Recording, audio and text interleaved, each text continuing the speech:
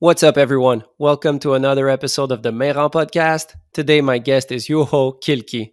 Juho is one of the members of the legendary crew Real Skifi. Since the release of their first episode back in 2011, they've become one of the most popular freeski crew and web series of all time with their highly creative and innovative skiing. With his friends, Juho has managed to create his own path as a professional skier, and it was super interesting to talk with him. We talked about so many things from the start of Real Skifi, their creative process, working with big brands like Motorola and Mountain Dew, getting a massive following while staying true to their Finnish roots, and much, much more.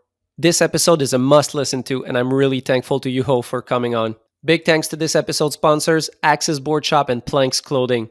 Also, big thanks to the patrons, Will Cameron and Raf Diaz. Let's go.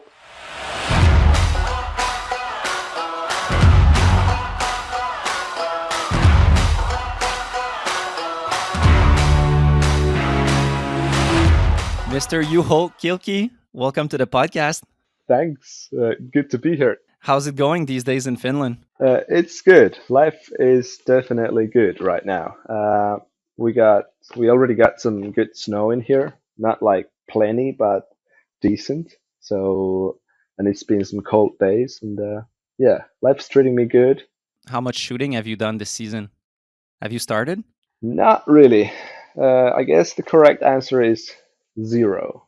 Yeah, Zero. we're zero. Yes. We'll start. Well, we actually did some shoots in the fall, like with I guess that would count, but yeah, not really. We're about to start pretty soon, and You guys always make me laugh, and I rewatched all your videos yesterday. It was a super good trip down memory lane, but you guys made me laugh at how much like fall or summer skiing you did. Like when I was a teen, I was always excited to start shooting, and we'd do a bit of fall urban, but that didn't last long because it was always so shitty, or there's so much struggle that is not necessary in like finding snow or shoveling it from arenas.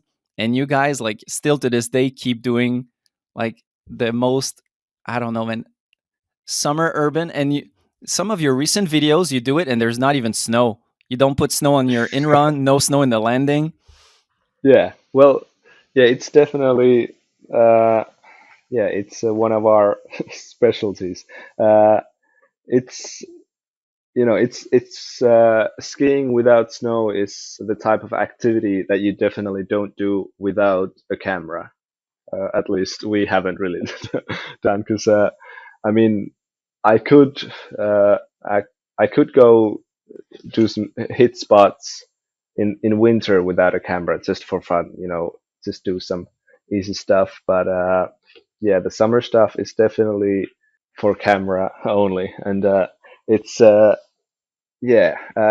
What's interesting is because throughout the years, I think skiing in summer is definitely a thing that we've been known for and we've been like watched for. But also when Anton, one of our filmers, did n- like a little Excel sheet study about our, I think just like social clips. He found something.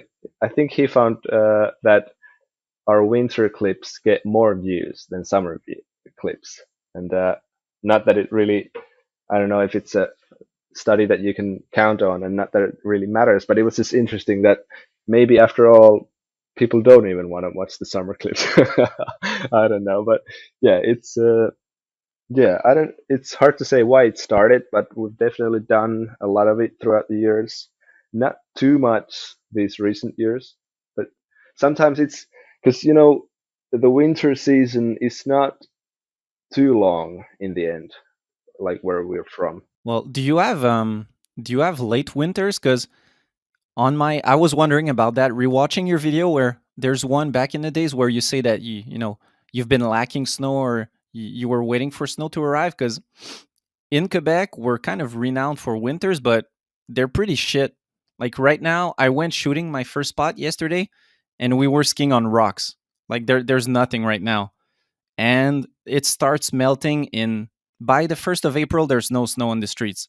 So like, as much as we like street in Quebec, there's the winters are shit. So basically, my question is, how are Finland winters? Like, do you guys does the summer urban come from the lack of snow, or is it just because you guys love doing weird shit? Uh, it's because Finland is pretty long, like from south to north. So Yeah. it's the situation is very different regarding where in Finland you are. Uh, we've done almost all of our shooting throughout the years in Jyväskylä, which is a city in central Finland. Uh, and if the place is called Central Finland, but it's actually pretty low in Finland. But our winters are probably don't know. It sounds.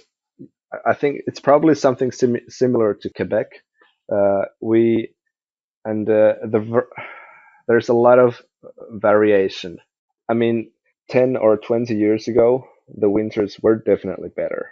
Like I think uh, I personally feel that you can definitely see climate change in our winters today, and but yeah, like last season was the best in like 10 years. We actually skied some POW in here, and then I think 2014 we we had like we had snow for maybe 45 days. That's like the shortest ever in here probably, and so it can be very bad or it can be very good. Everything in between. In Quebec, it's more that we have a lot of colds, but it's unstable. Like, you might get snow, but then it'll rain and take away all the snow, and then it'll get back cold again. So yes, it's cold, but you're stuck with nothing on the ground. Exactly. Yeah, that's the typical situation here too. That when it rain, when there's something to fall from the sky, it's I don't know the weather terms, but that's the time when it's warm and it comes. Too often it comes as rain or something. But yeah, that sounds familiar, definitely.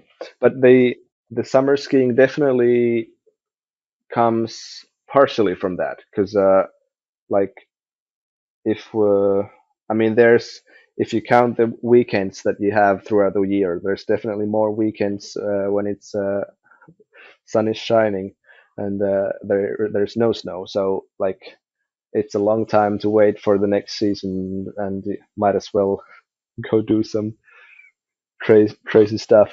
But I must admit that at least nowadays, I think, for example, skateboarding is a better way to spend time in the summer.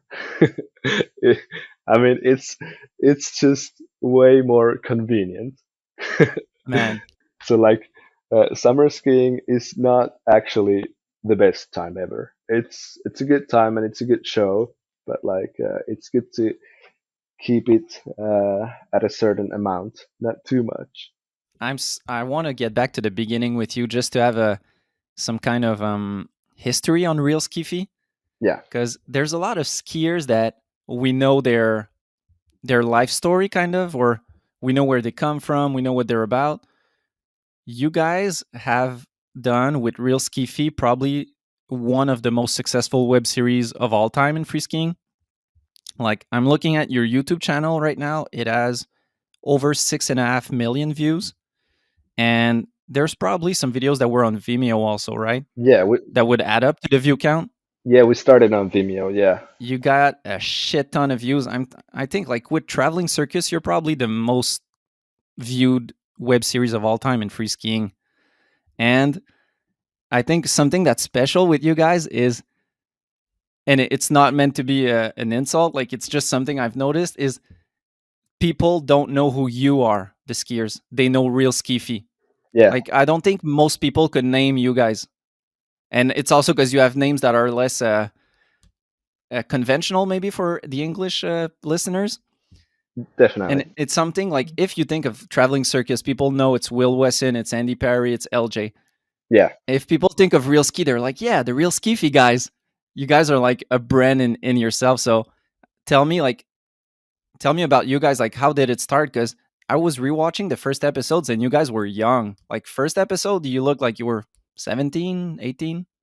Yeah, that's how young we were, and in a way, that's not even that young, because I mean, Yeah. if you look at Matej Swanser right now, what he's doing, he is that young. Yeah, he's like what, 16 right now? I think he's 17, but yeah, we were 17, 18, and because Ilka and Werner, they're twins. They're the other two skiers in real skifi, and they they are pretty small.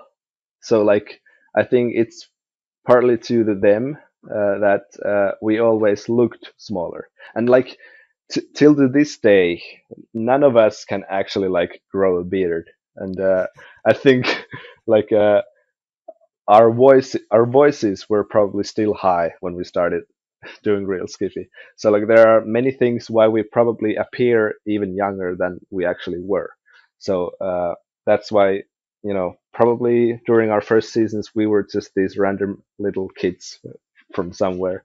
Uh, but yeah, how did we start and where we're from? The town is Jyväskylä in Finland, central Finland, and Jyväskylä has a pretty strong history in urban skiing actually, because we got before us there was, and partially at the same time there was Nipwitz. Hmm. Yeah, Nipwitz was good back in the days, but they were more like conventional skiing. Well, kind of, but like there's Well, compared to you, because you guys are like the yeah, extreme. yeah. We probably took it further down that road, but they but they are our biggest inspiration, like most definitely, and before them there was like I don't know if you've seen the movies Solid Powder 1, 2, 3, and because there were like skiers Tuukka Terva-aho and Mart Perendi, and they were like very early Finnish street skiers, and those movies were published like 2002 to 2004, and like back then people were already shooting street in Jyväskylä, and at that point, like I don't know what was the situation in the worldwide street skiing community, but like it wasn't like it was so early that it was like it's interesting that street skiing was a thing in Jyväskylä before it was a thing in many places in the world. Hmm. Uh, but yeah, we have a history in this city, and when we have pretty much the one local ski hill that is close to city center, and like that's where everybody would go ski and see each other. And yeah, the Nipwitz guys are probably one big reason why we ended up doing our thing. I mean, honestly, we copied everything from them, and then just, uh, I mean, sure, we did our own twists, and in some of their episodes, we have shots as well. They would invite us on shoots with them, which I think is pretty awesome. That like like looking back, I'm amazed that they did that. They would just ask us, like, "Hey, you guys seem like you would enjoy coming to hit a spot with us," and we'd go there. And Yeah, well, we can touch on that a bit later, but I think that's something that says a lot about what you guys were doing, because you guys were all like, people wanted to associate with you. Kind of, you were so special because you ended up having a segment with level one, and you've never seen that with anyone else, where they would invite a crew. yeah, Like if there was someone standing out, they would invite the person. But when they did it with you, it was really like, we want the real skiffy crew. exactly. And that's that's also if you think about what you just said earlier, that people don't know us individually. They just know the crew. And I mean, Josh Berman probably couldn't choose who to pick. He was like, well, it's a crew. Let's get him. I don't know. But uh, yeah. And I guess I should clarify now that we are a crew of 5 people.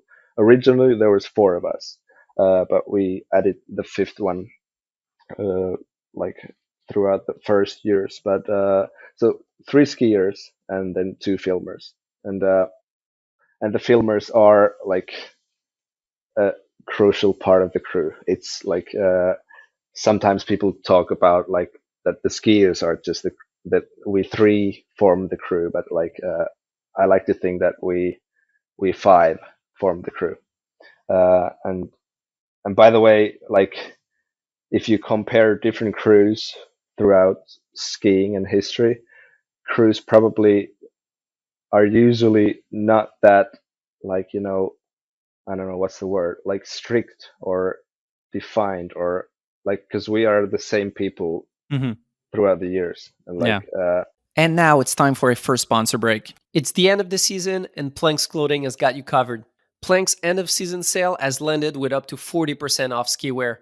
They've got great deals going on ski jackets, pants, accessories, streetwear, and more. The sale is going on while stocks last, so go on at planksclothing.com and check it out. Planks Clothing has been supporting dope athletes like Juho and the Real Skifi crew for years now, and I'm stoked to have them as a sponsor. Support companies that support skiing. Support Planks Clothing. Yeah, because if you think of level one, let's say, level one is not the same level one in 2005 than in 2010 than in 2015. yeah, It's uh, totally different crews versus you guys. It's the same yeah, five guys we, since the we beginning. we're definitely in like in one extreme uh of that. I don't know. I can't find a word, but when anyway, yeah. And there's definitely good things and probably some bad things that come out of it as well. But yeah, so but the five of us. There's me and Ilkka and Werneri, who are twins, and there's Janne is the original filmer guy, and Anton is the one who came along as well. Okay. And did you guys meet in school or did you guys meet at the snow park, seeing one another and become friends? What was the uh, how did it come about with all of you guys?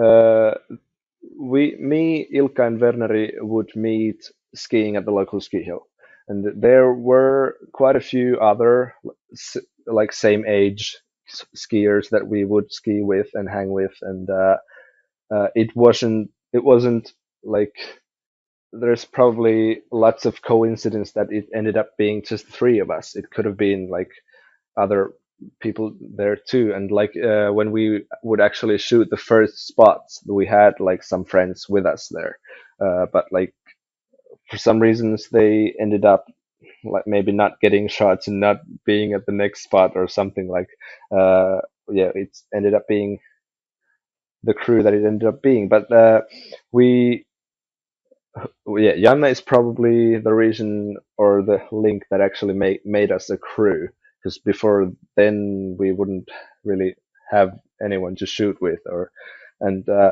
it was probably Oskari Raitanen from Nipwits probably has a big role in the equation, because uh, he realized that Janne would enter the same school that Werneri was already in, and so Oskari talked to them that, hey, you guys should link up and do something. And because he already had seen some footage that Janne had shot, and he was like, that's a good guy.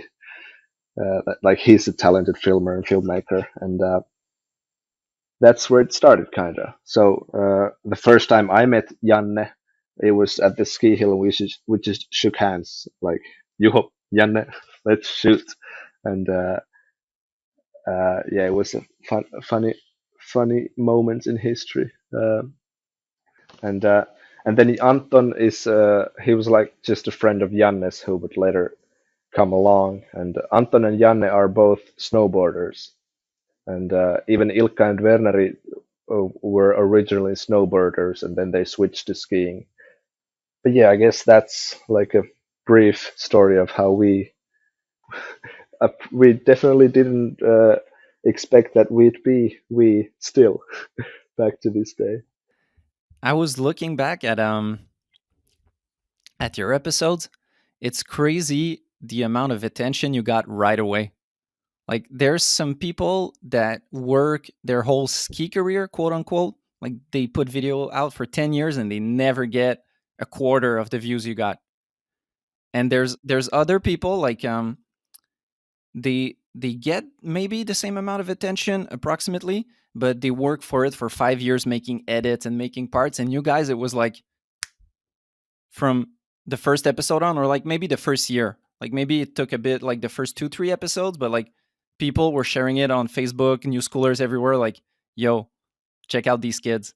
Yeah, What do you think was the spark that made you guys like that made people hooked on you guys?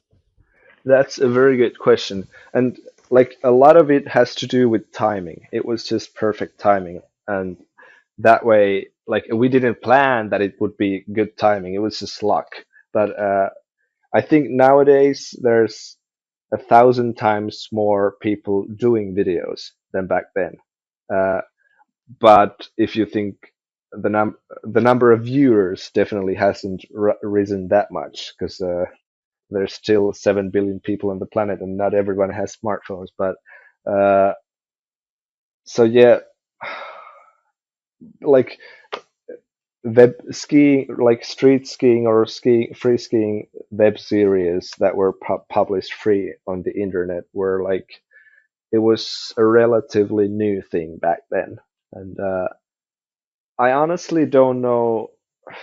I mean, personally, I'm still a little amazed that it happened, that we actually got so much attention, and I think it's hugely because of timing and luck, and like back then there was only so many people doing videos, and nowadays there are like 1,000 video makers more for every maker that they were back then. So, but like, I mean, when I look back at our first episodes, I I kind of think that they're not that special. But like, yeah, it's weird. It's definitely a mystery to me still to this day. But for some reason, it just happened.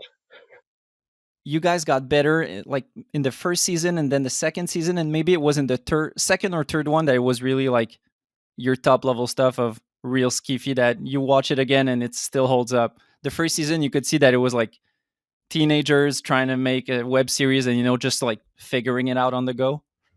Yeah, because that's you probably nailed it. Because the first season, because we're making a documentary movie about real skiffy, and Really? Right now? yeah, it's in production. It has been for quite a while, and it's probably coming out not too soon. And but like so we've been, you know, thinking some of these old stuff quite a bit recently, and I also, we digged some of the numbers from the first years, and I can tell you that like after the first season, which was 3 episodes, the third one was like the one that actually blew up. Hmm. That's the first episode that many people have seen, and after the first season, in total we had like 100,000 views. When we released the first one, it was just a few thousand, uh, which was, I mean, that was too, a lot, consider that we were just doing a video, and Hmm. and the third one was, I think, one of the major i- things was that Yoon Olsen shared it on his blog, and I don't know how many views we got because of that, but like that's one of the things that why the third episode blew up. But the next season, when we released like four, five, six, seven, uh, after that season, we already had a total of 1 million views. And so, like, yeah, after the first 2 seasons, we definitely had a lot of views, and Hmm. ever since then, we've had more. But I don't think there ever has been a major blew up, a major explosion like that again. Yeah. I think you guys are like the definition of going viral. Because at that time, when you started, there was really a trend of people doing web series. Like it seemed like everyone was doing it at that time, like from traveling circus to even pros like Bobby Brown were doing web series with Red Bull and all that stuff. And let's say Bobby was one of the biggest skiers winning X Games and being backed by Red Bull. And it was kind of not organic. It was a bit fake. Not fake, but the results were not organic. It was being pushed by a machine by Red Bull, and there was not that many views. And then you guys are completely unknowns, and it's kind of a explosion, like you said. And I think that there's a big part in there that might have helped, like you said, being shared by you and Olsen or Level One, where it was kind of the Facebook time where everyone was on Facebook. So Yeah, if a big page shared it, then it was like spreading all around. yeah, yeah. The algorithms were definitely working in a different way back then, and in a way that helped us, uh, for sure, for sure. And now it's time for another sponsor break. The season might be coming to an end, but Access Board Shop still got everything you need. If you need to change up some ski gear, they've got a bunch of stuff on sale, and they're more than ready for the spring and summer season. Go check them out in person at their shop in Saint-Sauveur, Quebec, or check them out at accessboutique.com. Access has been in business for 20 years and are still passionate about everything skiing and snowboarding. Support companies that support skiing. Support Access Board Shop. Your recipe for the first couple seasons was street episodes during the winter, and always you had a kind of park shoot or spring park edit that you would put at the end. And you're right. I remember that the first episode I ever saw of you was that one, the Yeah. spring park edit, where people were sharing it. And again, it's crazy how you guys came up at a time when, um, in America at least, a lot of people were taking themselves seriously. There was a step and all those guys being like real hardcore, willing to die on a 200-foot jump, doing like the most crazy shit. And you guys, your spring park shoots were like unconventional, wacky. I would almost describe it as jackass. Like I don't know how, you know what I mean? Like just Yeah, yeah, the kind of. with jackass, the goal was to get hurt. You guys, that was not the goal, but just wacky stuff that you would never think of. Like you're Yeah, setting up a rail in the spring and you're putting it upside down. It's like, okay. yeah, yes. Well, exactly, and that's somehow those things just uh, like they just felt natural. Like throughout the first years, I don't think we somehow planned things too much. We just went there and went for it. We did it, and but yeah, the spring episodes were always popular, and they were they were a special time because I don't know if people have that habit, elsewhere, but usually we had that after the mountain closes, we would still go there for like a couple weeks or even let's say a month or maybe not 2 months, but like a few weeks after it had closed down, we could go there and there's still like the rails are still there and we're free to do anything, and we would definitely go there and we would play around, and it was just it's warm, you got your friends, you can do whatever. It was a good context to play around. Where I'm from, we wish we could do that, but it was really not that vibe. Like as soon as the park closed, they would like tear up the setup and like make sure no one hits it. Like almost Oh kind of yeah, a security thing where as soon as they were like, okay, the season is done, they would take the rails like 2 days after and like put them back in a garage, like just so people are not yeah, welcome to go hit it. So it's not something we did, but it sure looks like if we had the chance, that's what we would have done. yeah. Because in fall, people are usually like super excited and anxious to go skiing, and Hmm. when the season ends in spring, people are pretty much ready to go to the beach or whatever. They don't care too much anymore, which is in a way it's ridiculous because often the spring days are 100 times better than the fall days. Like in the fall, like people hike on some super sketchy patches of snow, and Yeah. it's somehow counter. I don't know. It's not counterintuitive, but it's sort of wrong way around. Hmm. Uh, but yeah, And how much time would you guys put into, let's say the street skiing and the spring skiing is different, but like let's say for the spring skiing, how much time would you put into those? Because it might be easier since you're always at the same hill, but it takes a lot of time to just one shot might take, I don't know, maybe a day to shoot or to get that shot. Yeah, well, Like, what was the vibe? Because you guys at the beginning, you guys were still in school. So what was it? Was it like a weekend warrior type where you would spend your weekends at the hill digging up some setups? well, mm, yeah, it was a lot of weekend stuff, but most days I mean, we could actually go on just weekdays too, because in the springtime, the days like the daylight lasts very long.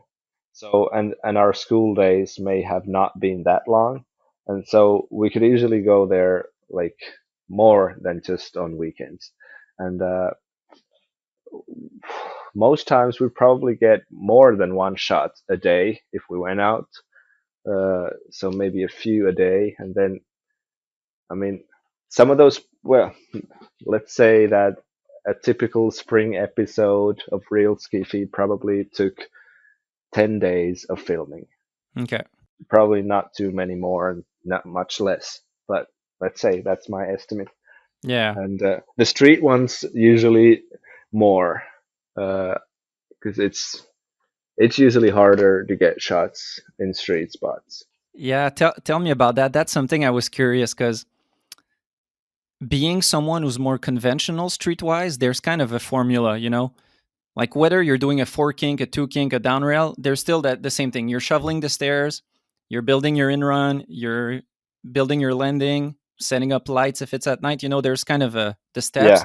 So you kind of rinse and repeat. But you guys have done so much different, wacky stuff that you've never done before that there must be so much time of error and like trial and error and because yeah. like from a rope swing to a park bench to something else, it's not the same, so you're always kind of learning. It's always a new stuff that you're doing for the first time, kind of. Yeah, it's there's been a ton of times when we've went to a spot with maybe a plan in our heads and the outcome is completely different. And uh, but also like throughout the years we had I mean we've had a huge variety of experiences. Like sometimes we would go like with an enormous crew with like many friends, like seven friends pulling a bungee at night with like the lights and stuff. We would be there the whole night doing some, you know, trying some hard rails, and other times we would go just two guys. Or last winter I went a lot, some spots I just hit myself, and like there's we've there's so many different ways and modes and moods to hitting street that it's hard to just give you like one answer and that describes the whole process and everything. But during our later days we've definitely gone to planning more stuff, and sometimes and if we're cooperating with like a big brand who likes to know what we're doing, Hmm. we might actually plan very specific stuff. Yeah. And sometimes those plans might happen like precise, like exactly what we wanted.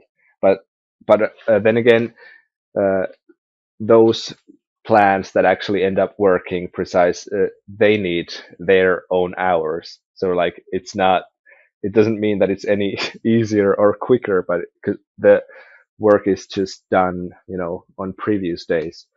But then again, there are days when we just go out, and you know the early years we would more just go out there and see what happens. And Hmm. then when time is a resource that got lower and lower, and we had to start planning more.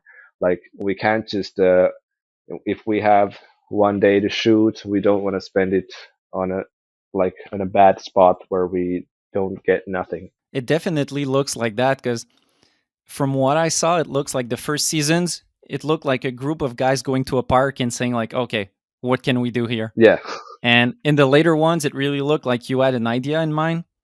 Like one shot that I have in mind is there's a jump that you do. I think it's you, where you jump between two trees and you guys bolted a wooden bar yeah, and you jump onto that bar, hold yourself onto it and do a backflip, like almost as if you're hitting your head. yeah. There's the other one where you do a gap, you jump down a fence, and you hit your tips onto the fence to make you do a front flip.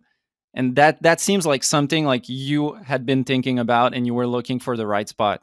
Definitely, both of those were had been on my mind for a long time, definitely, and they like they they were special moments, definitely, and Dude. because I don't even remember like exactly where the ideas came from, but Well, tell me about specifically that one. The You cut your nose onto a fence to make you do a front flip, because as someone who before then had already had one or two knee injuries, like it's really gnarly to do. Like you got to commit full send, but also like, weren't you scared for your knees? And like, tell me about that whole thinking.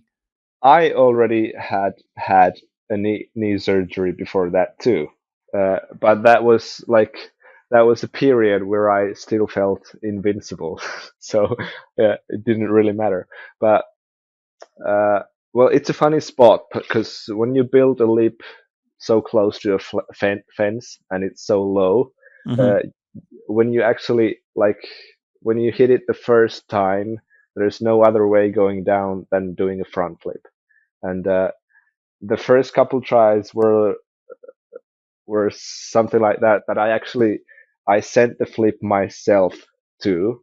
I both hit the fence and sent the flip myself, and then we watched the footage on the camera from like because I felt maybe the third try was already it felt good, and then we were watching the footage, uh, and then we were like, oh, but you can't really see the effect of the fence doing the flip. It looks too much like I'm doing it myself and Hmm. just tapping the fence.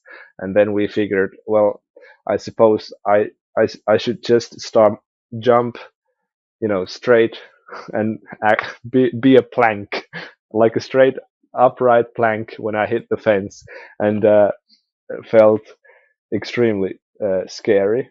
But I mean, it must be I mean, it's simply so that I was young back then, and when you're young, you can do crazy stuff. Uh, but yeah, the first hit I did with the straight plank strategy was that was crazy, and the momentum that the fence gave me was surprisingly big and also just perfect. But I mean, it uh, it was a funny trick because in a way I definitely didn't have the control myself, which is something you always want to have. You want to Yeah. feel in control, but that time you just had to let it go. And you were like, and it turned out pretty awesome. I did it maybe let's say like 4 times with that straight plank strategy, and landed it pretty much perfect. I mean, the shot is it's fabulous. I mean, It's one of your craziest shots, I think. I mean, definitely. If I look back, that's like, uh, it's hard to give you like a top three or something, but that's probably, let's say, that's in the top three, definitely. Yeah, with you guys, it would be more like a top 20 because there's just too many. Yeah, but ever since that, we would talk like, so when's the day that I'm doing a similar spot, going switch, Switch and backflip, kind of. yeah, and like that has never been like a serious plan actually, That but would it be was it weird.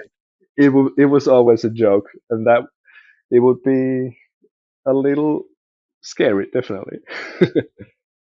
Yeah, but many times I have thought that should I somehow redo the front flip thing, on a, I don't know what would be, add something special to it, like not do the same thing again, but like Double front flip. You just go bigger. Uh, Yeah. maybe a spot where you like where you fly, like you start somewhere low, you have a big takeoff, and then you fly a good amount before you hit the fence. And Mm. I mean that could, I don't know, it could have a different. I don't know. Yeah, let's see if something comes along or not. But yeah, that was a good spot, a good memory. The biggest concern in my mind, if I was at that spot, would be to over rotate that front flip, like do a front flip and a half. Yeah, that would not be good. By the way, I just it just came to my mind that the idea was probably actually copied from uh, what was the name? Jaeger Bailey.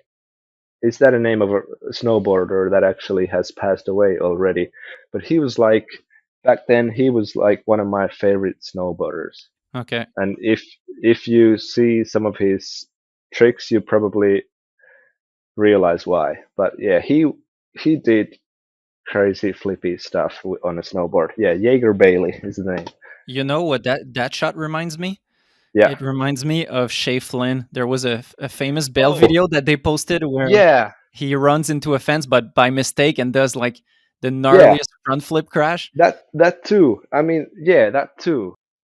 And when I saw yours, I was like, that's like the good outcome. Yeah, exactly. And yeah, there's been other people in other sports having similar fails as Shea Flynn, Hmm. and you know, when I've seen those fails in a video or a movie, and then seen like a make after them without a flip, I've been like, why did you even do the actual shot? Like it was better when when you failed it. But I mean, well, of course it's different when you act when it's not on purpose. But yeah, those are probably the reason why the idea was planted in my head and why it happened later on. Oftentimes, when we think about creativity, there's the phrase thinking outside the box.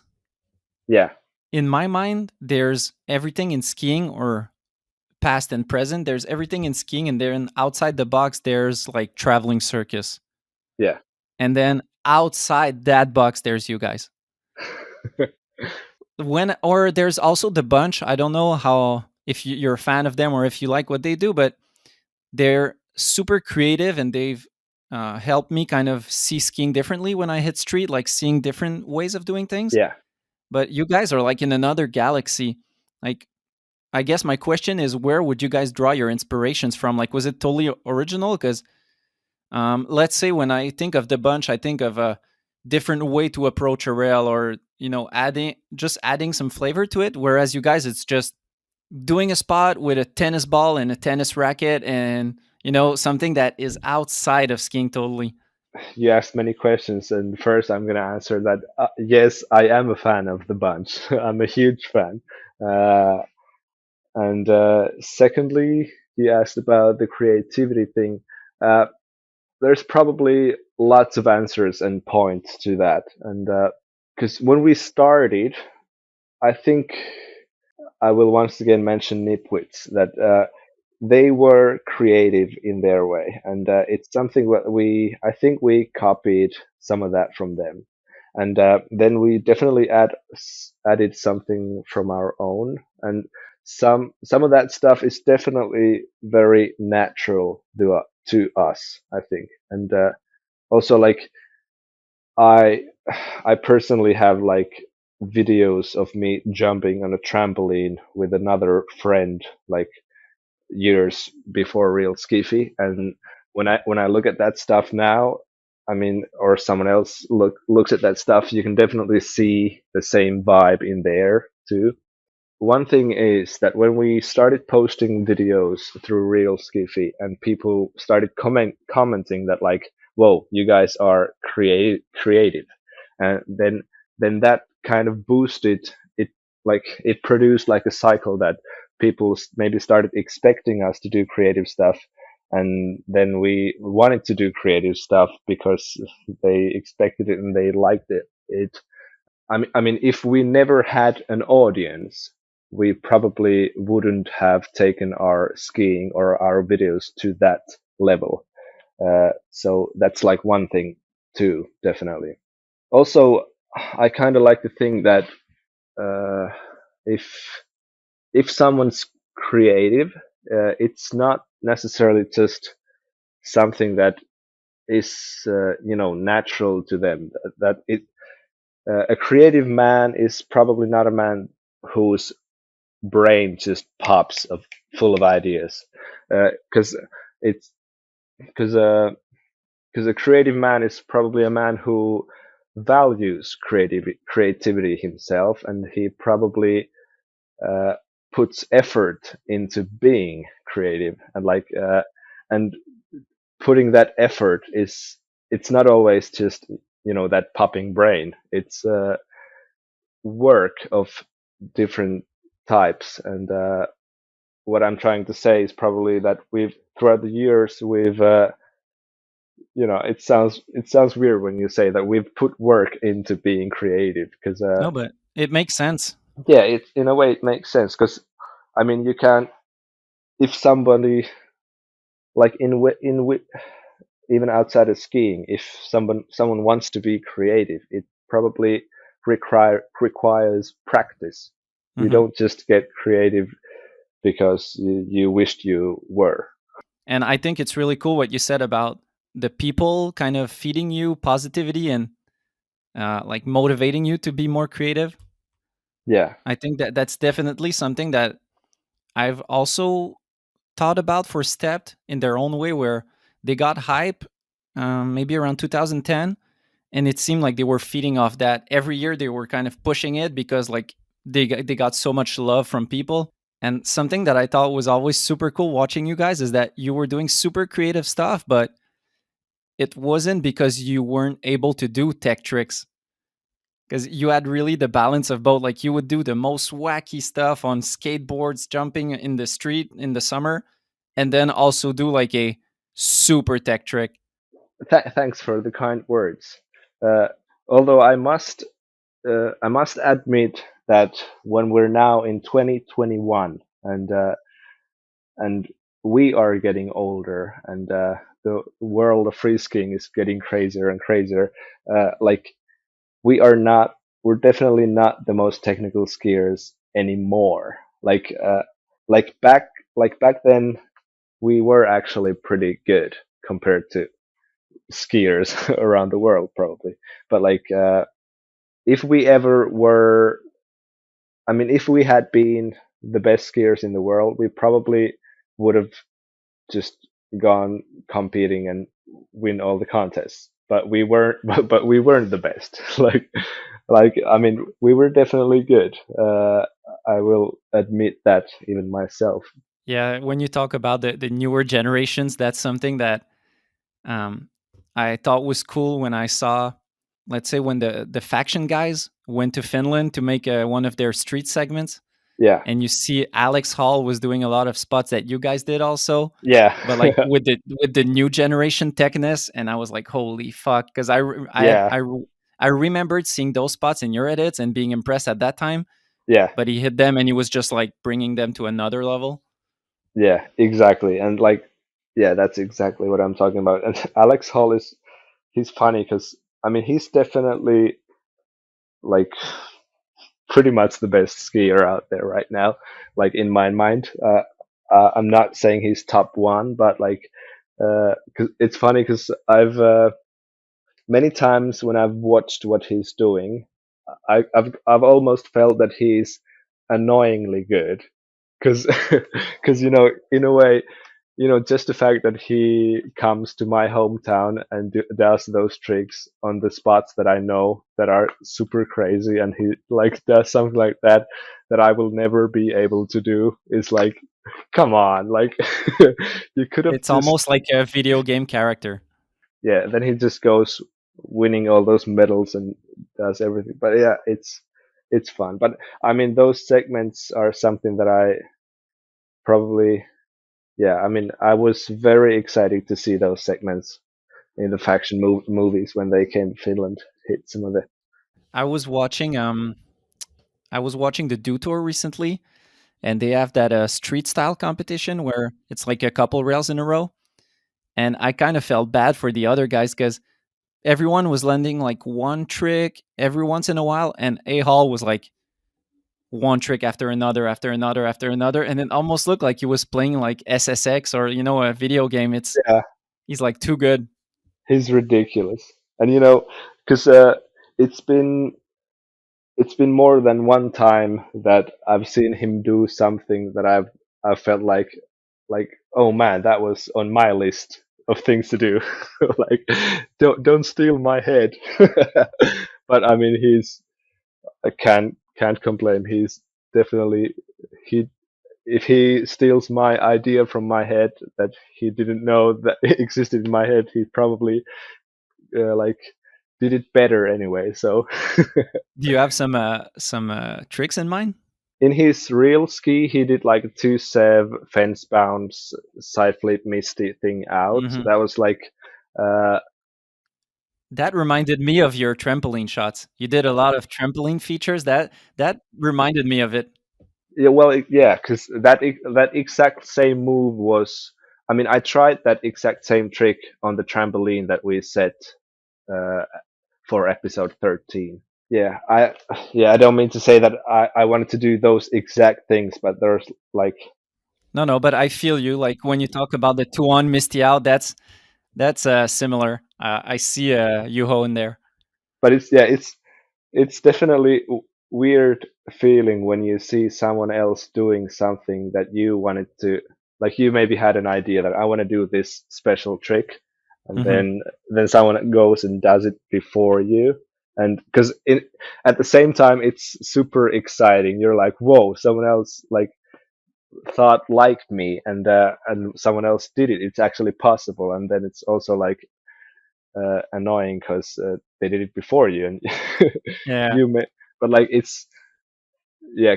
Also, like yeah, Jesper Shatter when he did like the took one ski off mid-air and put it back and landed. Hmm. Like that's like one example. I many years back I sessioned that trick on a small crappy street jump, Hmm. and it was close, but I never got it. And then later on he would do it on a nice jump, and I mean it was perfect. It was nice, but it was that was one example too. That But yeah, that's really a real skiffy thing because throughout the episodes, there's a lot of shots of you unclipping a ski, landing and clipping the skis. Like every variation, I think you could do a full edit of like unclipping and clipping of skis. yeah, that's probably true. Yeah, you could. Yeah, definitely. But I just want to say that I'm more enjoying and not annoyed by the fact that someone else does tricks that I wanted to do.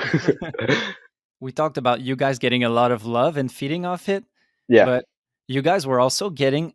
I'm not sure. Like that's kind of far away in my memory, but were you guys getting a lot of hate also?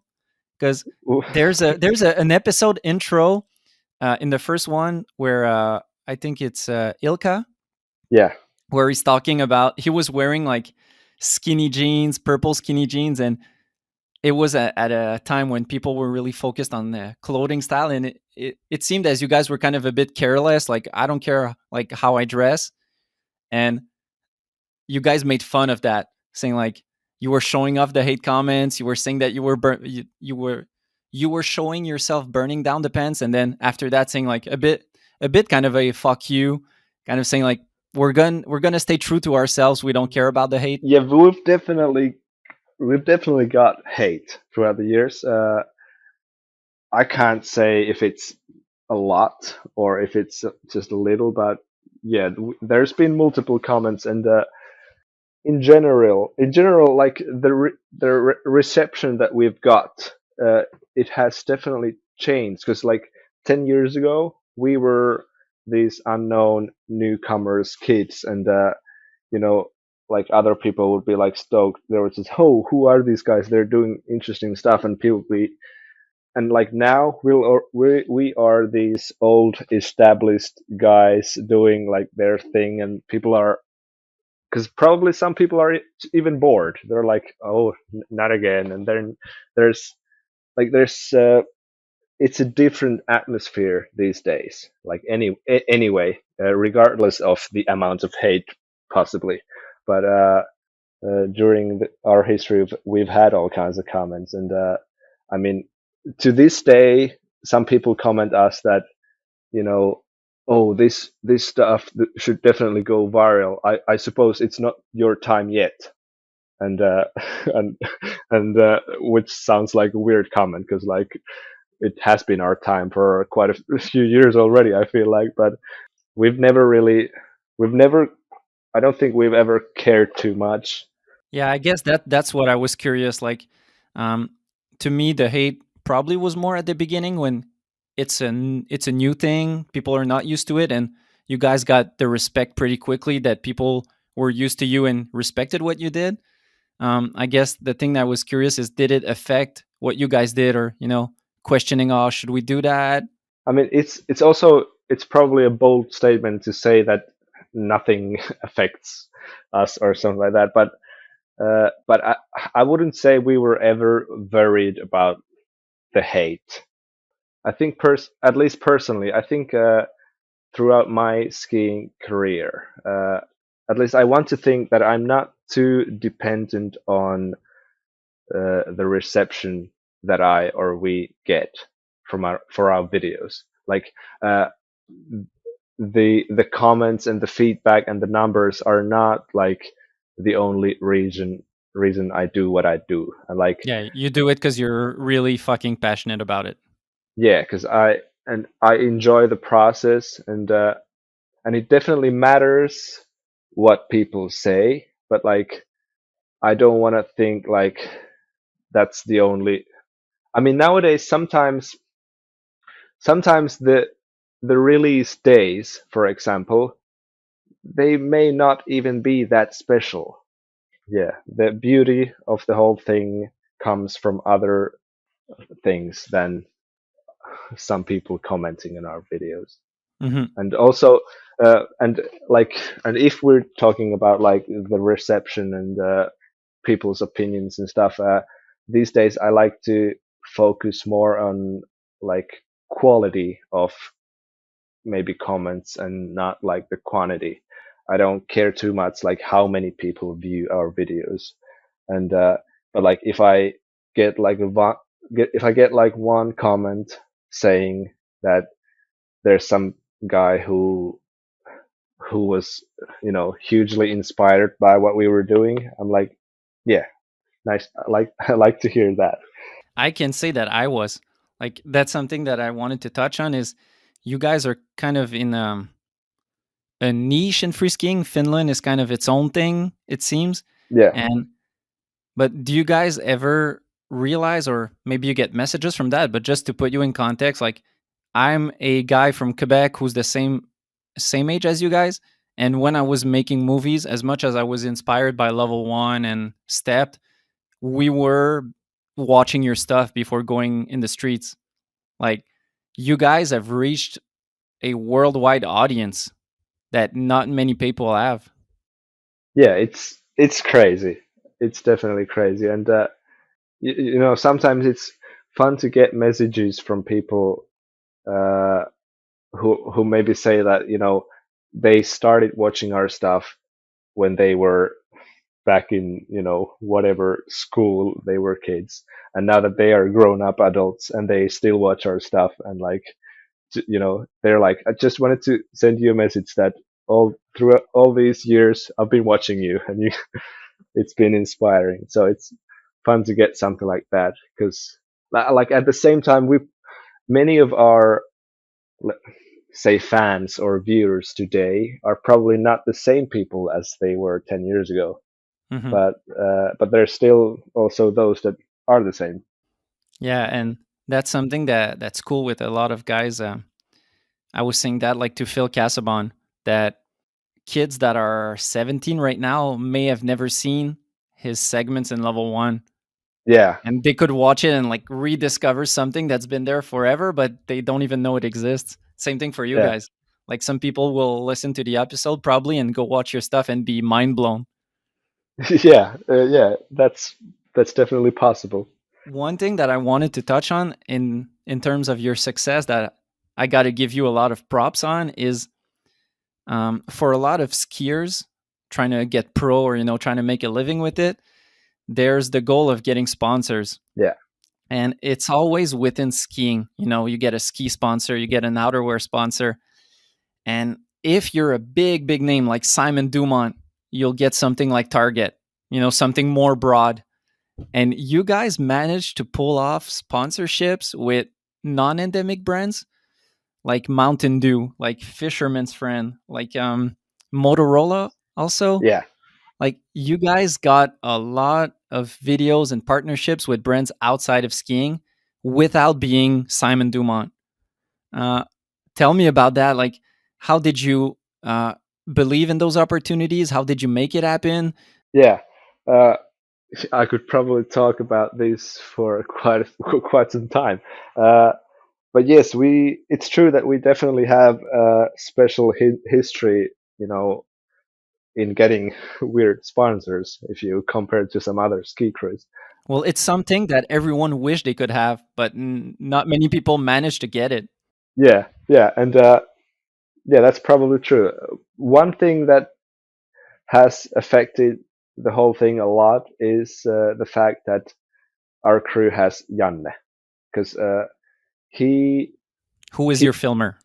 exactly, and because he's the kind of guy who would make that happen, and like if we never had him, it's hard to say if any of that stuff would have happened, and it's not like 100% he's the credit, but like he's a major part of it, and he's good with business. Like at first, we definitely had like just these ski brands. We've had Atomic for 10 years already, and we had like 1 year with Orage, and later we got Planks, and we had Shred and Slide Tech for a while there, and uh, so yeah, we would have those regular sponsors, and And even for those, you seem to do it in a different way. Whereas for everything I've ever known, brand sponsor an individual.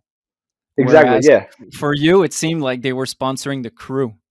exactly, and that is the way. And I mean, we've actually made our contracts for the whole crew, and that's as again we were talking earlier about us being known as a crew and not individuals, and also the people we collaborate as they Yeah. probably don't know our names.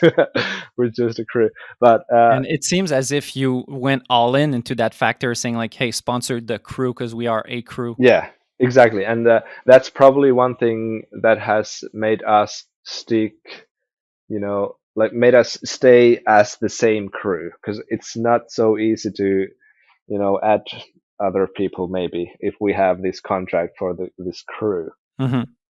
Yeah, sometimes it's hard when you're trying to do videos with your friends as a crew, and one, you all have different ski sponsors and all have different outerwear sponsors. Then it's hard to for sponsors to find value in it because they're like, well, in your video that I pay for, you're also Yeah, there's also representation of another brand. yeah, exactly. So I guess business wise, it was natural for you guys, but it's like the best way Yeah, possible. yeah. It always kind of made us be like committed as a crew to the whole project and the thing. Uh, but yeah, but at some point we started getting some of those non-endemic sponsors, and it was partly uh, due, like we had this. I'm again struggling to find the right term. So we had this, let's say, agency getting us some collaborations. Yeah, usually for big brands, they have a marketing agency that does all that stuff. So I would guess that that was the in between to reach out. Yeah, because we had it was like a YouTube network. So like it was this agency that they had like different YouTubers, and they would get deals for them. And Mm. So we were part of it for a few years, and through them we got the first non-endemic sponsorships and collaborations. And yeah, I don't even remember the details, like how we ended up with them. And but yeah, the first non-endemic sponsor we ever had was a juice company, Juicy, and it's episode 14. And we received, I think, 640 cans of juice, and it was a lot of carrying around with them. And it was, I mean, yeah, it was the first one, and we did it like we did it big time from the I start. still remember watching that episode for the first time, and I hadn't realized there was a sponsorship involved. Oh yeah, And so I just saw, I think it was Ilka doing a gap and landing on juice bottles, and I was like, why are you doing that? And then it's at the end of the video. I was like, oh shit, okay, there's a sponsorship involved. Okay. yeah, yeah. It opened our eyes to what's possible, and I can definitely tell you that those non-endemic sponsors, they have more money to spend than ski brands. And and forever, I mean, ever since, they have been our main source of income. I mean, Mm. we've always had Planks and Atomic, but like the other brands are actually who really pay for our stuff. I don't know how in details you want to get, but it seems to me as if Atomic or Planks, they would support you guys financially to get it done, while the non-endemic will allow you to actually make some money. Well, yeah, you can say that. Yeah, you can say that definitely. I mean, throughout the years, we've definitely done some work with our email, and like, but most collaborations we've done, I mean, almost every single one has been so that the other party has contacted us. Uh, so like, we don't really do much active, what's the word, selling. Maybe we don't send too much emails out there just to say, hey, sponsor us, hey, do this. It's kind of amazing, and it, that surprising that we've had so many different possibilities and collaborations. And also many of them have also been, uh, I mean, Fisherman's Friend is something that we've already done like 6 years together with them. And Valio Academy is also, we're starting our 5th season with them next year, and they are like our biggest sponsor. But there, yeah, then there's also quite a few of those that have been just one time, uh, yeah, one hit wonders, or whatever you would call them. Which one was the most fun to do? Because you had Motorola where you were using a cell phone. You've had Mountain Dew where you were jibbing bottles. I think on my end, as a viewer, Mountain Dew was my favorite.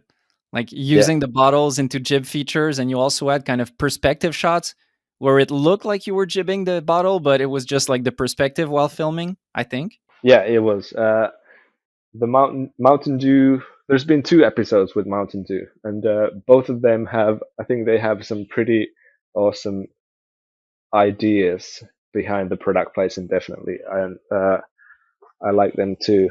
Probably, maybe the most fun collaboration has been the one with the tractor company. I would say, because it was just out of this world, ridiculous, filming a video with actually tractors running around and building the jumps, and it was, yeah, it was on another level. Like, it's not something that you would or you could do, like uh, weekend after weekend, and our season after season. So, but like, but just as a one-time thing that we got to do, it was epic. Was that brand kind of a big brand in Finland? Is it kind of a John Deere of Finland? Yeah, it is definitely a big brand. It's like everybody in Finland knows it. That's Yeah, crazy. Yeah, I remember seeing that episode, and there's in run shots where you see the tractor kind of drifting in the snow and towing you. It's so on brand with what you guys do. Yeah, it was ridiculous. And during those shoots, there were a couple of those moments where I was maybe standing on top of an Indran, and I was just, I just stopped and thought to myself that this is crazy, right? Yeah, I'm actually just standing right here, and there's like a tractor coming like towards me, and I'm about to jump over it, and like, like this is so random that this is happening, and it's happening to me. How did it work? Let's say for the tractor episode, planning it, do they give you 100% freedom? Say like, hey, think of what you want to do, and we'll get you a driver to drive the tractor, or was it a collaborative thing? It was we pretty much had free hands. It, during that whole collaboration, it was a major props should be given to Sam Hardy. He was like the guy from Valtra who made it all happen.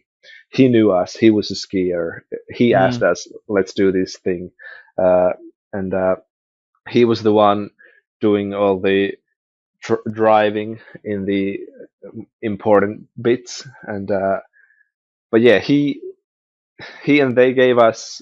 It was funny because he like convinced his boss to give us the budget to do it, and then uh, he said to his boss like, "Don't worry about anything regarding this project. I will show you the finished project when it's done." And then we planned it like pretty much ourselves, but also with him a little bit, and we had like the atmosphere that we have unlimited resources, and like we can do whatever we want, but also like not everybody at the company probably would be stoked on what we're doing, and like we might not be asking permissions for some or for everything, but when we just show the finished project, like things will be good. And so yeah, it was great. And for that project, that's like the number one project where we did most planning before. We actually had drawn pretty much every single trick in that video beforehand. And whereas maybe Mountain Dew, they would give you freedom and just like say, do your thing. Yeah, pretty much. Yeah, most times there's some. Well, most times we just get free hands, and then before we release the video, we show it to them, and we're like, "Is this good?" And they're like, "Yeah, it's good." And Well, that must be stressful, because what if they don't like it? It's too late. It's already done. yeah, we've never really had that, so it it would be bad, definitely. Because that's something that always makes me anxious as a filmer when I show, let's say, the athlete the edit, and I'm like, is it Yeah. good? Because you better say it's good, because I don't want to restart. Exactly. Yeah. You kind of, as a brand, by 2021, or already, let's say, by 2017, we were an established brand, and if you were to sign us, you knew what you were gonna get, in a way. Like in a way, you can count on what we do, because we've done it enough already that we kind of know our thing. So I guess that's like how they might see it uh, as a business collaborator. They buy certainty in a level. Yeah.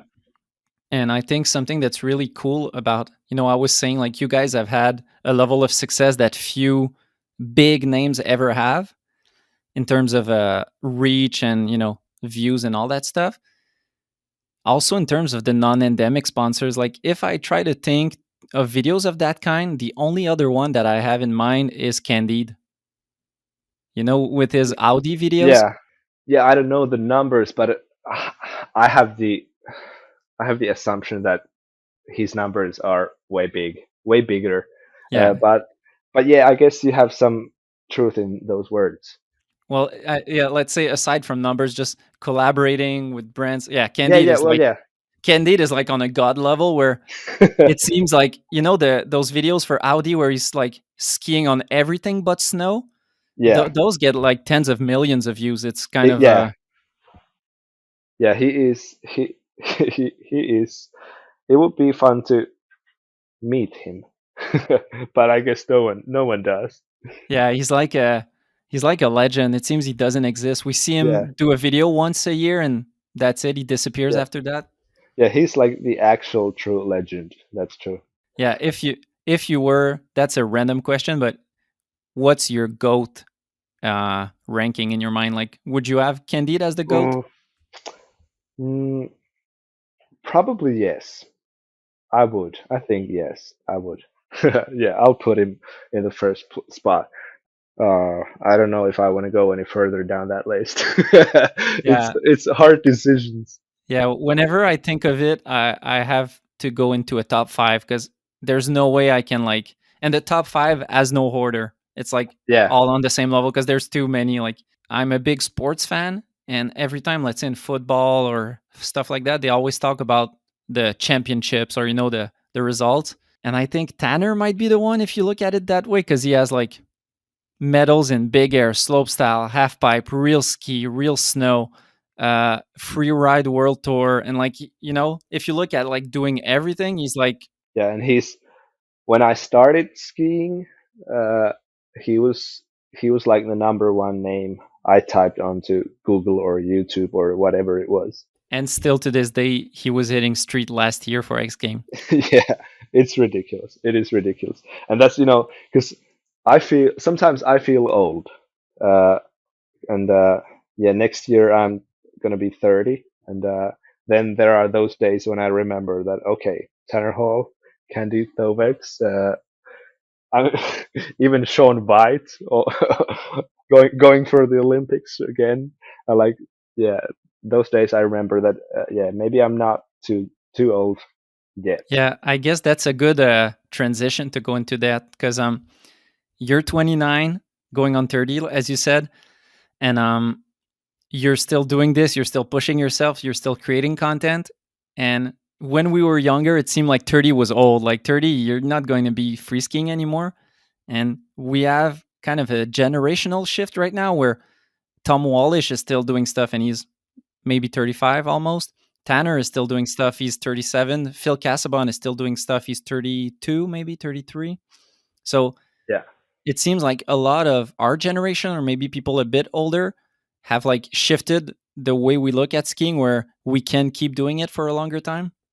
Yeah, because the sport is still so young that I mean, if you compare it to skateboarding, you already have those 50-year-olds or Hmm. what not even 60-year-olds, but we haven't had time to produce old skiers, but Yeah. it's happening slowly but steadily.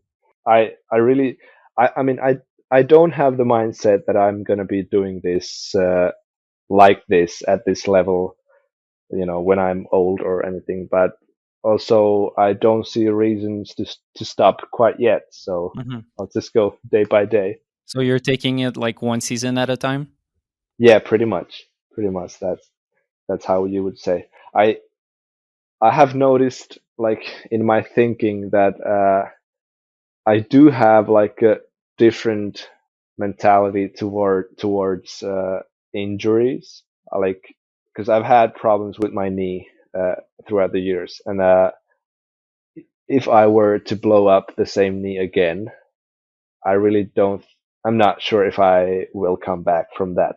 For Hmm. example, yeah, somehow I've grown up enough that I feel like my body is worth other things too. Yeah, it's Yeah, worth preserving. yeah, definitely. Yeah, that's something to say. Like, I know a lot of skiers, and it's a big trend almost for pro skiers where they do park competitions like slopestyle, big air. They hit street, and once they blow their knee two, three, four times, they're like, okay, I'm done doing that. I'm gonna go into the backcountry, do like powder. And on your end, I like I rewatched your video about your ACL story, Yeah, and it's a really kind of emotional video. It's moving, and you know, it's sad because we see how much you love skiing and how much of a struggle it was to get back. you guys are special because for a lot of people doing those crazy stuff that you do, once you have a couple knee surgeries, you'd be like, no, I'm not doing that anymore. And for you, it must be so hard to keep doing those funky stuff, knowing that it's kind of risky for those injuries, particularly. Yeah, well, kind of, but also because these days I know my body pretty well. I like my limits. I think it's pretty natural, and probably everybody says that they know their limits and they know what they can do and what not. Uh, but yeah, I feel it's true that I've learned to know my limits pretty well, and I definitely choose what tricks and spots I hit and try. Uh, and I definitely, you know, wish I were, in that sense, I wish I was young again because it was so fun when you could just throw anything anywhere and you didn't have to care. But for example, I've done quite a few, you know, screaming seaman landings, or what you would call them, in my years, and that's a trick that many people comment on in a way that, whoa, how what your knees think about that, or like that's risky for your knees. But personally, I never felt like that's a trick that's sketchy for knees. Like I don't see that trick wrecking my knees. Even though when I ski with my knee brace on, I can't really do it because the metal in my knee brace hits the shin of my other leg, and that's the reason I haven't really done any of those in many years. But I'm but then again, I'm slowly starting to ski without a brace just now, and I might bring them back. But I skip most of the actually scary stuff for my knee. Mm. I do stuff that I feel like I can pull off, that I can ride out safely. Because when I was looking back at that video, your three main knee injuries are all kind of in a similar type of stuff where you land a big vertical drop. Mm. It seems like you're falling from a high place. One was your first one was a rodeo 7 kind of jump where you land like you kind of overshoot the jump and land sideways. Your second one is at Bear Mountain, like jumping off a quarter pipe. Yeah, And your third one was also like street jibbing where you do a drop and yeah, and they're all like yeah. They're sort of high drops, but then again, they're not that high. Like if you measure them, yeah. and it's kind of depressing to see that, I blew my knee in such a small jump or whatever. Like some of them are actually bigger too, but like, yeah, I mean, if I were to take notes, like not do this again, Hmm. it would like strict me quite a lot because I couldn't really go higher than 3 meters maybe, and that's because then again, I I like to go big. I like to ski fast. Like if I never had any issues with my knees, I probably would be a whole different skier, and probably wacky and weird still. But I would have gone. Yeah, I don't know where I would be. It's probably this story is probably better, but yeah, here we are now. Even with your knees, like you did some shots where you tape some bottles on your shins and do some shin slides, and those are some of the coolest shots where you do a shin slide to front flip, but then on my end, I'm like, oh man, his knees. Yeah, that I have a story about that one. Because that one was like the biggest risk I've taken. When you consider my knee, like nothing happened, and but like it was an conscious decision. How do you pronounce conscious decision that because that spot I couldn't ski with the knee brace Mm. because your my knees they bend extremely, and with the brace I couldn't do it, and so I had to do it without it. And then again, I knew that the drop was it was a high drop, but not high enough for the front flip to easily spin around. So I knew I would be landing backseat a lot without a knee brace, and that's not good for your ACL. And it was a weird moment on the parking lot when I was going through it in my head, like, do I want to do this? Hmm. Like actually, do I want to commit to this? And So the thinking is not even about is it possible? Am I going to land it? It's more, am I willing to take the risk? I mean, of course, I wasn't. We practiced that trick like 20 meters next to the spot. There's like the same railing, but with a tiny drop. Mm, And we would shovel snow there, and I would do the same exact thing and do the front flip on my back. mm, So like that part didn't really have any risk. And after that, well, I don't know if it was after that, but so like somewhere between was like the whole thinking process that do I actually want to take the risk is when I realized that I couldn't do it with the brace on. And I even taped like I the when you go tenting and you have those mattresses where you sleep on, those hmm. little foam. I had that type of mattress, and I cut it into many pieces, and I taped those pieces on my like the back of my leg, like hamstring, and right there, like a lot of that stuff there. So when I do the shin slide, my knee wouldn't bend too much because the motion in my knee is still limited from all the surgeries and stuff. So like there was quite a bit of stuff going behind the shot actually, and all that happened, and yeah, it took me a lot of tries, like not insane amount, but it took me like 20 or 30 times to try to shin slide front flip. And if you think about the trick, it's also fun because every time you do the shin slide, you definitely fall down, you definitely do a flip of some sort. And so even the first time hitting the actual big spot with the drop was also scary because it was like, okay, now I'm going and I'm going in definitely. uh, A bit like the fence front flip where yeah, there is no first try. The first try is a real try. exactly. And and also an interesting note to that trick is that because it was done with Mountain Dew, and it was the spring, wasn't it? It was probably the spring of 2020 when I'm just thinking, was it 2020 or some other year? Because it was spring, and we had we kind of had closed the deal with Mountain Dew. We had agreed, like there was like maybe a verbal agreement, and we were like, okay, it's 90% sure that the deal is happening. Hmm. And but also it was maybe March or April, and the season was ending, and so we shot that trick without actually knowing that the deal would happen. And we went to the store and we bought those Mountain Dew bottles ourselves, uh, just a couple of bottles to get me those shin guards.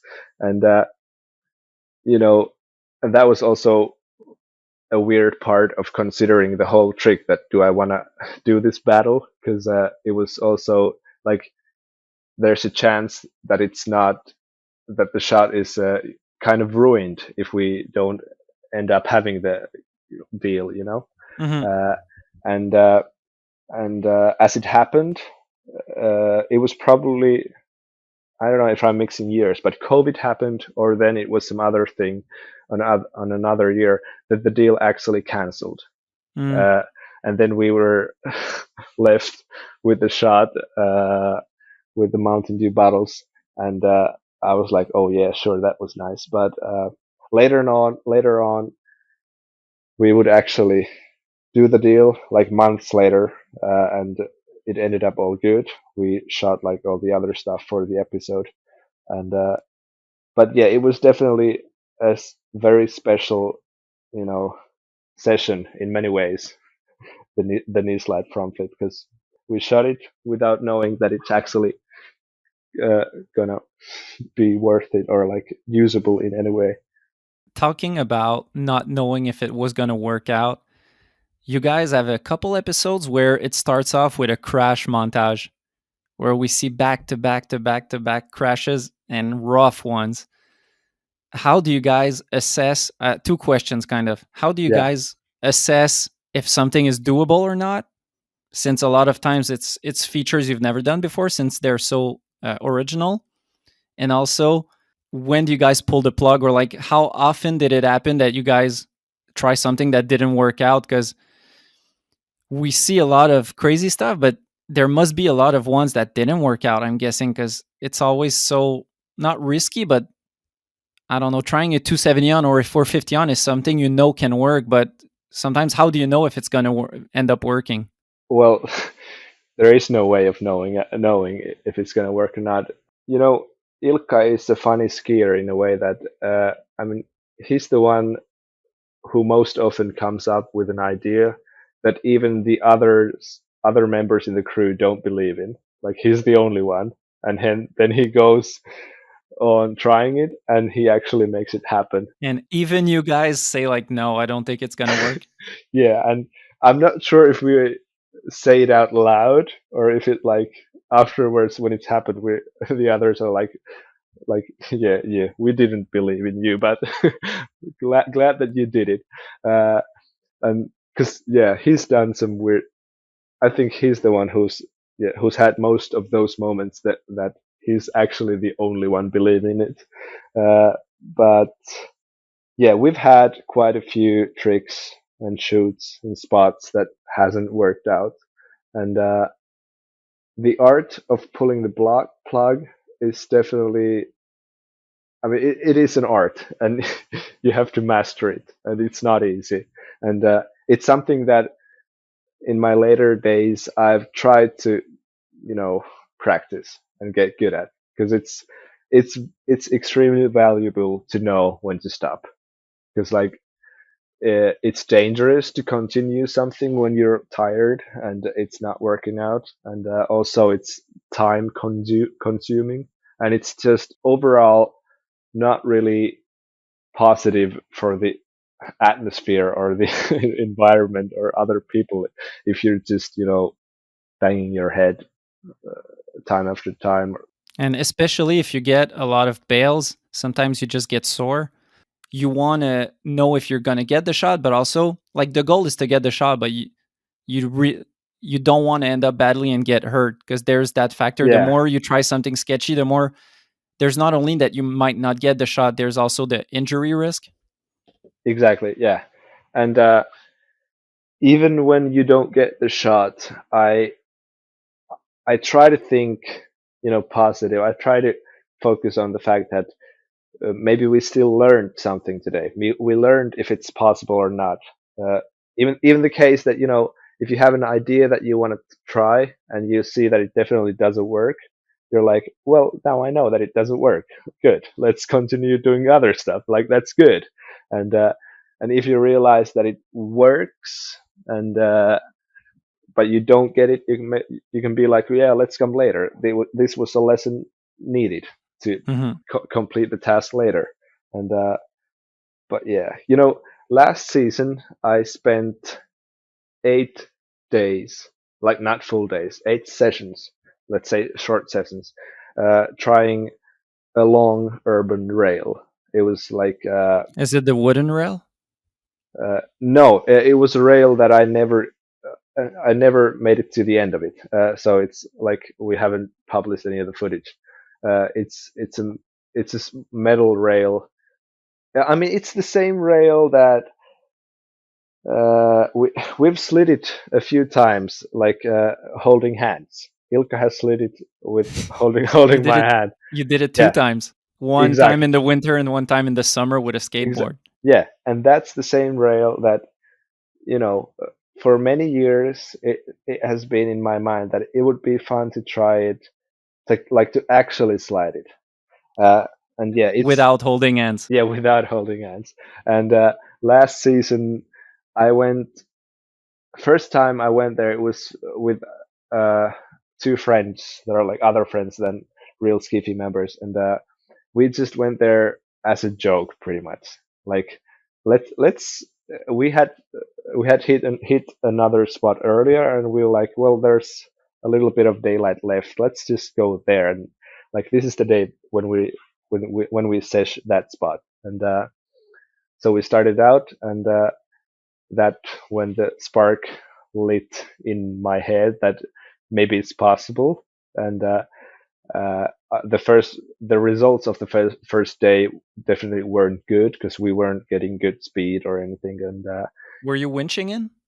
no, it was you could ski into it, but it was a sketchy in run, and later on I would build it better, so then I would get more speed, uh, but like still definitely not too much. But yeah, I ended up spending 8 days there last season and not getting it. And on the eighth day, I was like, okay, after today, I'm quitting. Like I'm not doing it anymore. And that's an extreme example of Not knowing when to pull the plug? exactly. And because like on many of the first days, I kept going further and further, and I kind of there came a point when I was like, okay, it's possible, and I'm actually going to do it.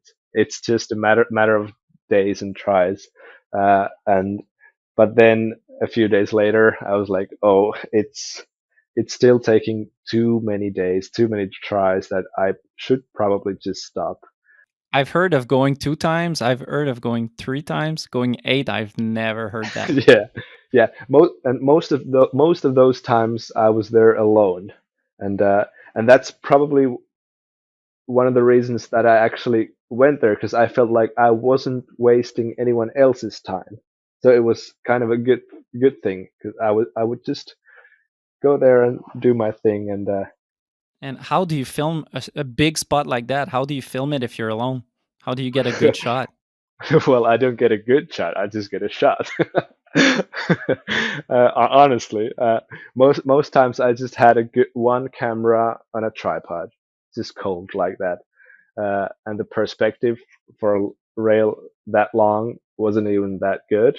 But like, but yeah, I just did it, and it was the motivation was mostly because I wanted to find out if it was possible, and that's probably a big theme in every single real skiffy trick ever, because we're curious to find out if it's possible.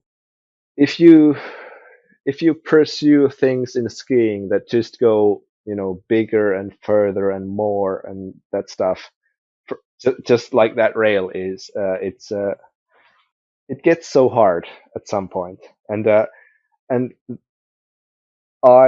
we have probably always have. I mean, in a way, some people say that I'm extremely patient, but at the same time, I also feel like I'm not that patient at all. Well, if you went 8 times, I gotta tell you, you're patient.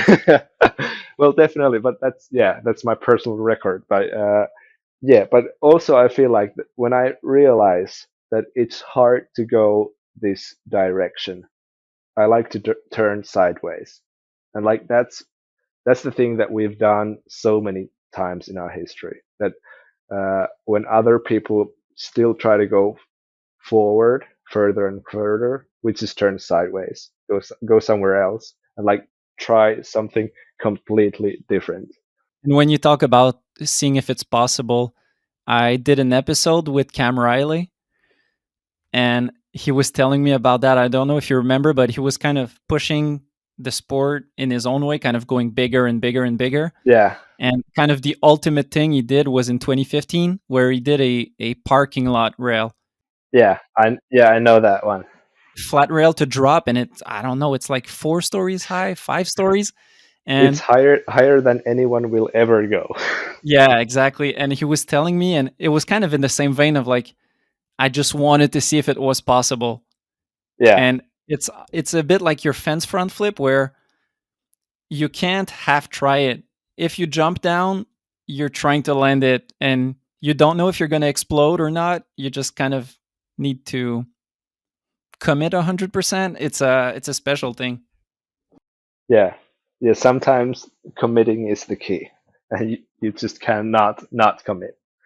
And by the way, that movie, for lack of better, is it's definitely one of my favorite ski movies ever, it and Cam Riley is just another beast in it. But because and it's fun because like there are some ways when I look at the movie, I don't really feel like that's the kind of skiing that I want to do, or I don't necessarily feel like oh, that they're my favorite skiers, or but it's just a movie that is so well made, and it's and they're just and what they do it in such a level, they do it at such a level that I'm so greatly interested and inspired by it in like many ways. I've watched the movie many times. Hmm. It's probably you know I don't know if there's many movies that I've watched more than that one. They give a look and a reflection into street skiing that has never been done, not even close. Like the interviews they get and the question they ask and the reflection they go into in terms of injuries and is it worth it or not? And there's a lot of stuff that has never been done before. It's really a special movie. Yeah, I really love it. It's also since we're doing the real skifi documentary ourselves right now. Uh, it has made me rethink like every single documentary out there, and like that's like one of the we're definitely not doing anything similar to that, I think, but like it's an interesting comparing point anyway, and it's amazing. It's an amazing movie. I really like it. Yeah, that's also a good transition because it's something I wanted to ask you. Um, you guys seem to be dedicated on a level similar to what Stepped was doing. You know how Steppe was a tight crew of friends doing their special stuff? And to me, it seemed like Steppe, the way they were going, they got burnt out. It was like too much injury, too much struggle. And at some point, they all just stopped. Like from one season to another, they went from movies to being done, basically. They kept going. Like some of the skiers, like Sean and Clayton, did some movie with TGR, but they Stepped as a whole stopped. And I was wondering, like, how do you guys manage to not be burnt out? Because you started filming your videos around 2010, around Yeah, then, and in 2022 you're still going. So is it the fact that what you do is maybe more? I don't want to. How can you say that? Maybe more lighthearted. Like, because when you're trying something, it's funky, but you're not like wondering if you're gonna die. yeah, It's less dangerous, maybe. yeah. Well, you can definitely say small. Yeah. I mean, not. I mean, there are times when we've gone bigger, but yeah, we often go small, and you know, in a way, like if you think about it, like in a bigger perspective, I kind of want to uh, represent skiing in like a, how would you say, in like a sane way. Like skiing can be uh, s- somewhat safe. It can be somewhat you know like I don't know. I I like I kind of like to try to pursue skiing like in uh excuse me, it's so hard to put this. No, I think I see what you mean in a way that is. I know exactly what you mean because the way Stepped was doing it, you couldn't do it forever. At some point, it's like you're Yeah, gonna die. Whereas for you, it's kind of pushing skiing in a way where you can continue in that direction forever. yeah, yeah. Well, yeah. That's I think that's pretty well said. Because when I think that maybe someone is considering me as an idol or someone that they look up to, I kind of like to represent a hobby or a sport uh, that is actually good for them Hmm. in a way.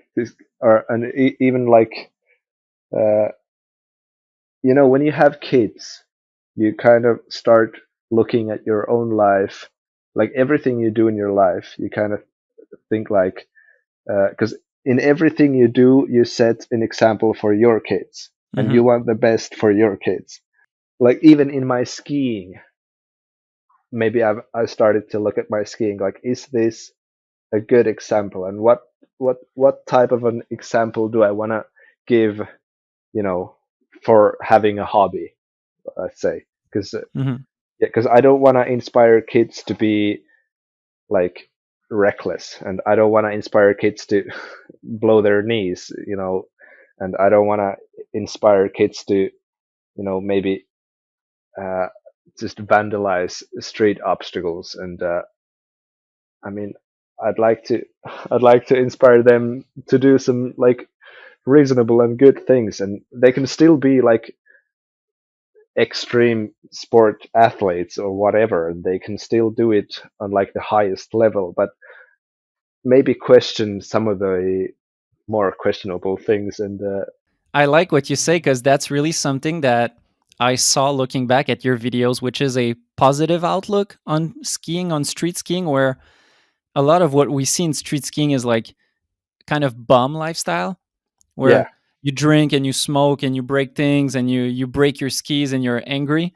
And there's one episode, I don't remember which one, but it's something I thought was really nice to see is you hit a rail, you break it, a street rail, you break it, and yeah, then there's a bit in the episode where you talk, oh, we felt bad, so we went back to the hardware store and we built it again. And that's something I never saw before in street. Like myself, I've broken handrails before, and I just let them there.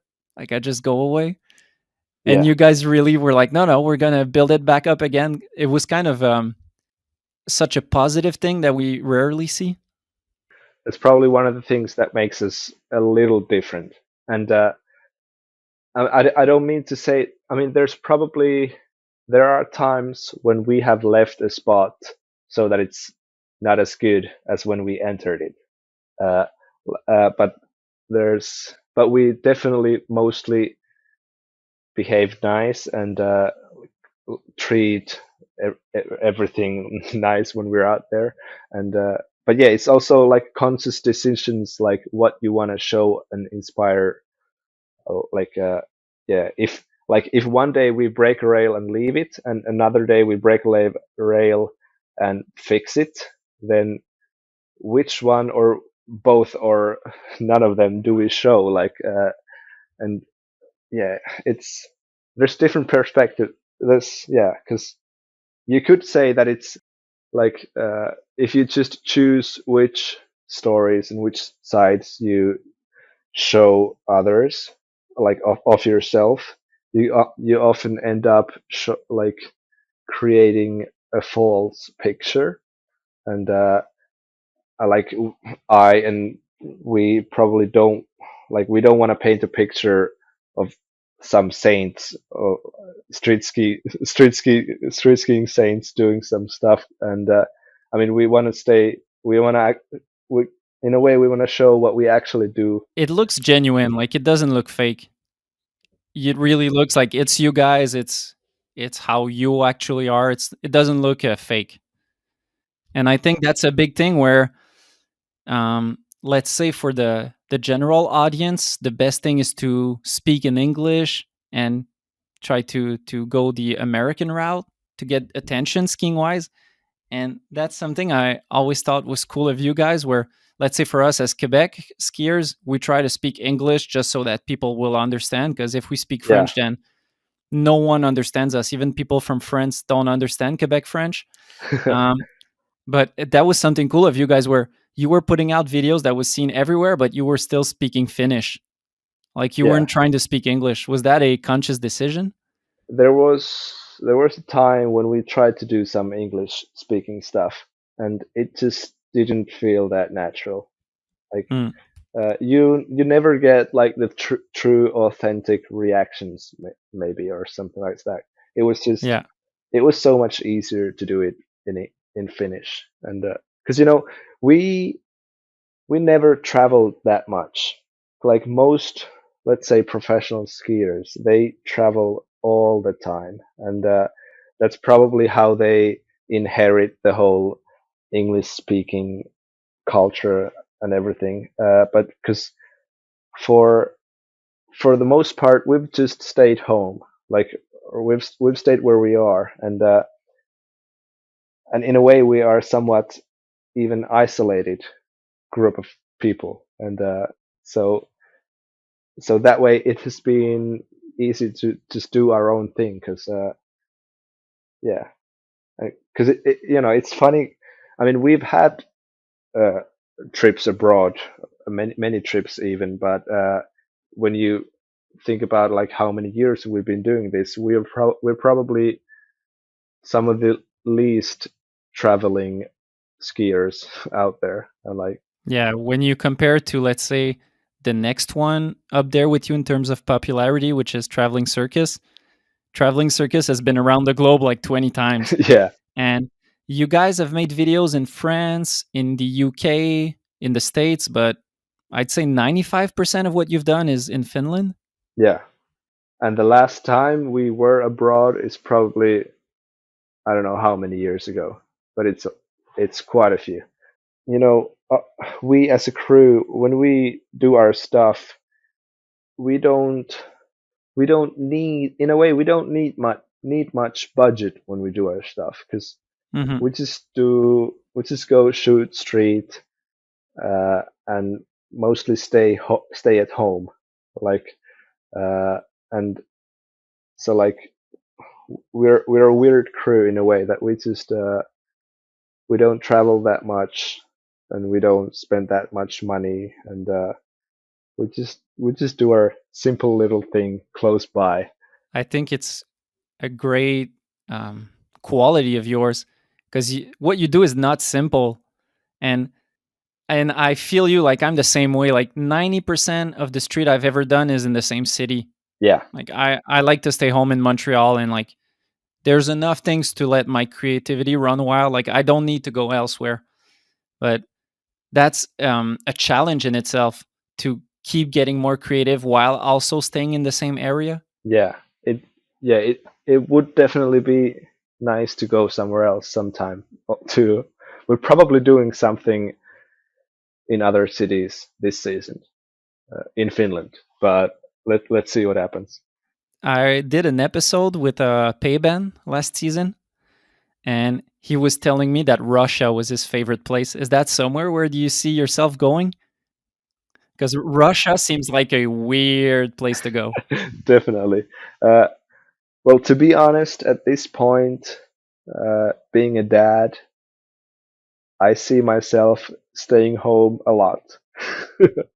Like, Yeah, it's not really an option yeah, to go out. yeah, my relationship to traveling has changed a lot, and like, oftentimes my first initial thought is that, is it worth it to go that far away? Like, can I just do? Maybe we do it here, and Yeah. Well, also as a husband, like, can I do I have the right to leave the girlfriend alone with the kids and go ski? yeah, yeah, that's, yeah, definitely, and because yeah, when you have a family, time becomes a resource that is more valuable than ever before, and you really want to spend it wise, and yeah, and that's one of the main issues why I don't like to travel too much. But so yeah, let's say Finland is still good. I'll probably go around Finland a bit, but also I must say that, I also don't feel like, climate change wise, I don't feel like I want to be flying around the globe anymore, really. You talked to me a bit before we did the episode about your current situation. I'd like to get into that before we end because I think what you are doing right now is something really cool that we rarely see in skiing. Whereas a lot of people, when they grow into their late 20s, when they finish university or something like that, when they want to start a family, they move on from skiing. Tell me about the school you did and your situation right now, because I think it's really cool where you got 2 kids going on 3 and you're still pushing skiing? Yeah. It, when I was younger, or even an adult already, I didn't even really dream of being a pro skier because the idea of being one had to do a lot with traveling and being away, and I kind of just felt that I want like a normal life, and I didn't think it would be possible if I was a pro skier. But in 2019, I graduated from university. I could now be like a physical education and math and health education teacher uh, for kids. But when I graduated, I felt like it was a turning point because I wouldn't have enough time for being a teacher and skiing and family because we already had 2 kids back then, and yeah, I just felt that I will have to skip one of those three because it's a combination that won't work, and that's a point where I decided I'd like to try if real skifi could be like my career, and it it was like a situation where we were financially in a point where it was easy to try it, like it wasn't sure if it's going to work, and yeah, it's been 2.5 years already, and it looks good. It's been good, and it's looking good for the future. And yeah, the one funny moment was when we were hanging with the crew, and I kind of said to the boys that I have an announcement to make, and I told them that I wanna I wanna actually start pursuing real skifi as my career, and they were pretty amazed because and Werneri told me that he was like 100% sure that I was going to tell them that I'm quitting, but I did the opposite, and yeah, it's because uh, me and my wife's situation is so that we both are like part-time stay-at-home parents, and she is a student still, and then so I'm not doing real skiffy full time right now. Like so, I only have like 50% uh, time to do it, but like that's the only job pretty much I've been doing for the last 2.5 years, year around. So it's pretty amazing that like I couldn't have imagined earlier that I can actually be a dad and a skier, just living home, filming street, Yeah. and that's something that could work. And And it's crazy because it's a different model than what we're used to seeing, like the pro skiers that are more old, let's say we think of Tom Wallish. Well, he's still living the traveling life, yeah, going to one country to another, making video projects, while you're kind of a unique thing in your own of being a dad, staying in Finland and doing your own thing. yeah, and the rest of the crew is they pretty much have like all serious, real, real life day jobs, and so like the times when we get together as a crew and shoot, those are practically weekends, and then Hmm. I might do some other weird stuff, on weekdays with maybe other people or myself, or just edit the stuff and do because honestly, there's a lot of computer work, and Yeah. I like. I mean, you could say I'm a pro skier, but then again, I ski very little to be a pro skier. Like, Yeah. uh, but yeah, that's it. In a way, that's what I am. It's a lot of producing, directing, editing. There's 90% is behind the camera mostly. Yeah, exactly. Thanks for doing an episode, Juho. Thank you. It was a pleasure. Yeah. A lot of stuff that you guys have done that are timeless. And we could have done 4 episodes, but yeah, you guys have done so much great things in skiing, and I think you're the most unique crew I've ever seen. doing stuff your way, different than anyone, on your own, in your own country. You're kind of you guys are legends. Are you guys like big in Finland? Like, do you, if you go to snow parks, are kids like all around you? Uh, we're not big. We're like every now and then it surprises me or us that someone someone knows. I mean, of course we do get something like that, but like not much. Definitely, we've never had it enough for it to be irritating. Let's say that. Yeah. And yeah, it depends where you are. If I uh like my van where's the real skifi logo. If I like I don't do it often, but if I drive that van to like a random skate park in Finland in summer, I think uh, kids' heads turn. They are like, "Whoa, look who's here!" Uh, Yeah. but like, but most situations in life, people don't recognize us. But yeah, in ski hills, definitely. But even then, like, not many people come ask for anything. And it's fun that, because every now and then there comes like a extremely random situation that that has nothing to do with skiing, that people know me or recognize me, or like Hmm. and those are fun. It probably has something to do with the fact that many of our videos are watched by non-skiers. And Mm. but yeah. And what do you mean stuff that doesn't have to do with skiing? Like they just come across you in the street?